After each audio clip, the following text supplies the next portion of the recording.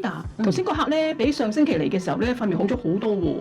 你覺得係點樣好法啊？塊面咧肯定冇之前咁紅先啦，同埋咧冇咁容易生瘡啊！我聽翻個客講咧，話你叫佢唔好飲咁多茶包沖嘅茶喎，有咩關係咧？其實暗瘡咧唔一定咧係食啲煎煎炸炸嘢先至會有啦，可能一啲咧喺你唔為意嘅飲食習慣裏邊咧，導致到咧你身體長期發炎，而令到你皮膚咧有唔同嘅症狀出現啦，例如暗瘡。個客咧其實由20歲咧去到呢一刻咧，原來每日咧都不停咁生瘡嘅，同時地咧原來佢每日咧都有一個習慣嘅，就係飲茶嘅習慣啦。嗱，一來咧茶本身有利尿嘅作用啦，如果佢以茶嚟代水嘅話咧，分分鐘佢飲唔夠水嘅。咁二來啦，咁由消委會咧同埋綠色和平咧過去幾年咧都發表過咧關於市面上嘅茶葉同埋茶包一啲嘅檢測報告當中啦，發現部分咧嘅茶葉嘅樣本咧含有多種嘅農藥殘留喺啲茶葉裏邊添，而當中咧亦都有啲禁用嘅農藥喎，嗱，同埋亦都有啲微量嘅重金屬咧喺埋裏邊添。嗱，其實長期攝入啦，呢啲微量嘅重金屬同埋農藥咧，會增加我哋肝臟嘅一啲解毒嘅負擔，